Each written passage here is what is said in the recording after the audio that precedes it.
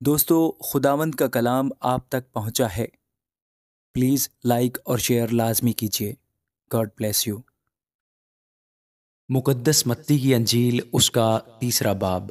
ان دنوں میں یوحنا بپتسمہ دینے والا آیا اور یہودیہ کے بیابان میں منادی کرنے لگا، توبہ کرو کیونکہ آسمان کی بادشاہی نزدیک آ گئی ہے۔ یہ وہی ہے جس کا ذکر یسایہ نبی کی معرفت یوں ہوا کہ بیابان میں پکارنے والے کی آواز آتی ہے کہ خداوند کی راہ تیار کرو، اس کے راستے سیدھے بناؤ۔ یہ یوحنا اونٹ کے بالوں کی پوشاک پہنے اور چمڑے کا پٹکا اپنی کمر سے باندھے رہتا تھا، اور اس کی خوراک ٹڈیاں اور جنگلی شہد تھا۔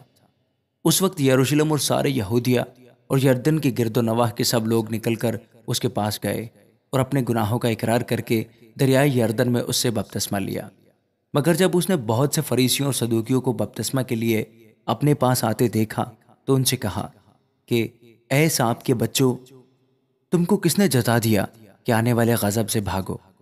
پس توبہ کے موافق پھل لاؤ، اور اپنے دلوں میں یہ کہنے کا خیال نہ کرو کہ ابراہیم ہمارا باپ ہے، کیونکہ میں تم سے کہتا ہوں کہ خدا ان پتھروں سے ابراہیم کے لیے اولاد پیدا کر سکتا ہے۔ اور اب درختوں کی جڑ پر کلہاڑا رکھا ہوا ہے، پس جو درخت اچھا پھل نہیں لاتا وہ کاٹا اور آگ میں ڈالا جاتا ہے۔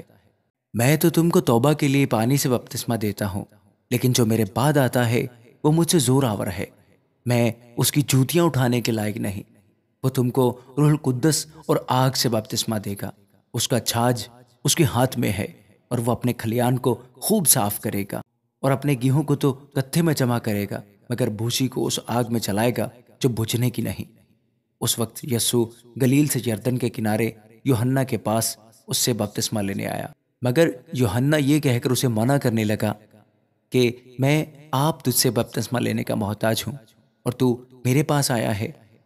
یسوع نے جواب میں اس سے کہا، اب تو ہونے ہی دے، کیونکہ ہمیں اسی طرح ساری راست بازی پوری کرنا مناسب ہے۔